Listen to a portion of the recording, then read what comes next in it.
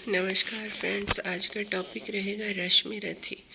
रामधारी सिंह दिनकर जी के द्वारा रचित एक हिंदी साहित्य का बहुत ही महत्वपूर्ण खंड काव्य, जिसमें जो महाभारत के प्रमुख पात्र जो कर्ण हैं, उनके जो है चारित्रिक विशेषता, उनकी यशस्वी प्रकृति और उनके बल का वर्णन है। जैसे महाभारत में जैसे कौरव पांडव दो दल हैं जो सभी हम जानते हैं। तो कौरव पांडव की शिक्षा दीक्षा के पश्चात जो एक उनके बल सैन्य परीक्षण का जो शिविर या आयोजन किया गया, ये घटना उस समय की है जब अर्जुन को जो है सर्वश्रेष्ठ धनुर्धर घोषित कर दिया गया। उसी समय अचानक से दरबार में कर्ण हाजिर होते हैं और जो कि अर्जुन की वीरता को ललकारते हुए कहते हैं कि जो है पहले मुझसे मल्लयुद्ध करें, उसके बाद ही ये निर्णय होगा कि सर्वश्रेष्ठ धनुर्धर और बलशाली कौन है। इस तरीके से कर्ण का एकांक सभा में प्रस्तुत हो जाना, जो कि किसी भी जो है पांडवों को और किसी भी गुरु को जो है उचित नहीं लगा।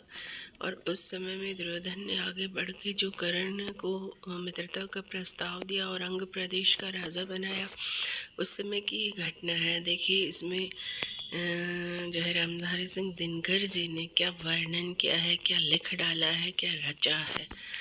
तो हिंदी पाठ्य पुस्तक में भी जैसे यूपी में या दिल्ली में, हरियाणा में इन पाठ्य पुस्तक में 12th तक के सिलेबस में भी ये लगा हुआ होता है। तो वो पहली प्रथम 4 पंक्तियाँ जिसमें कवि ने कहा कि देखिए किसी योद्धा का जो है उसके बल और शौर्य का परीक्षण वो कौन से कुल में उसने जन्म लिया वहाँ से नहीं होता है।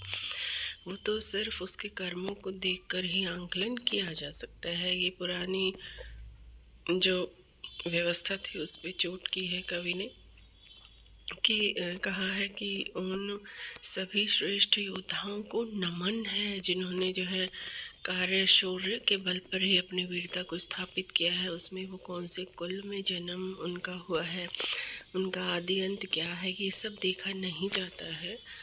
किसी भी वृंद पे खिले फूल को ही नतमस्तक हम होते हैं। ये नहीं देखते हैं कि ये फूल का ओरिजिन कहाँ से है, ये कहाँ से खिला है और क्या इसका जो है जन्म स्थान है, ये सब नहीं देखते। हम उस खिले फूल को देखकर ही इतना खो जाते हैं कि उसके पिछले चीज़ों को हम देख